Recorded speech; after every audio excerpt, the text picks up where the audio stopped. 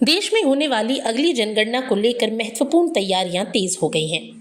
Registrar general और जनगणना आयुक्त मृत्युंजय कुमार नारायण आज दोपहर एक प्रेस वार्ता में इस व्यापक प्रक्रिया की रूपरेखा साझा करेंगे। ऐसे में उम्मीद की जा रही है कि इस दौरान पूरे देश में जनगणना को किस तरह चरणबद्ध तरीके से पूरा किया जाएगा, इसका विस्तृत खाका सामने आएगा।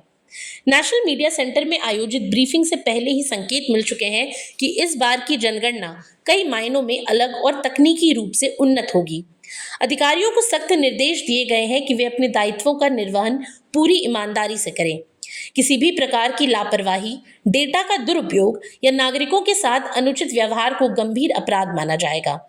जनगणना अधिनियम 1948 के तहत ऐसे मामलों में कड़ी सजा का प्रावधान है। इसमें जुर्माना लगाने से लेकर अधिकतम 3 साल तक की कैद भी शामिल है।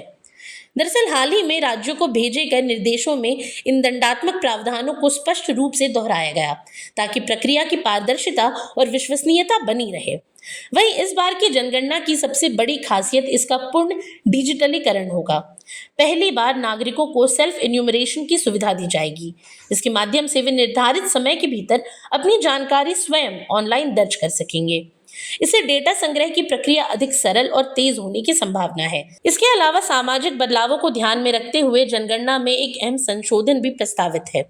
यदि कोई लिव इन जोड़ा अपने संबंध को स्थायी मानता है, तो उसे विवाहित जोड़े की श्रेणी में रखा जा सकता है।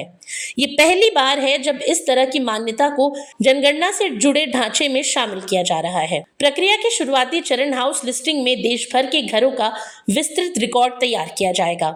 इस चरण में 33 प्रकार की जानकारियां जुटाई जाएंगी, जिसमें एक प्रश्न घर में रहने वाले विवाहित जोड़ों की संख्या से भी जुड़ा होगा। ये चरण तकरीबन 45 दिनों तक चलेगा और इसके लिए अलग अलग राज्यों और केंद्र शासित प्रदेशों के लिए समय सीमा निर्धारित की जाएगी।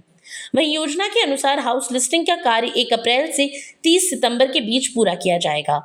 इसके बाद आगे के चरणों में जनसंख्या से जुड़े विस्तृत जानकारी एकत्र की जाएगी। डिजिटल माध्यम के उपयोग से नए सामाजिक मानदंडों को शामिल करने के साथ ये जनगणना देश के डेटा ढांचे को अधिक आधुनिक और समावेशी बनाने की दिशा में एक बड़ा कदम मानी जा रही है।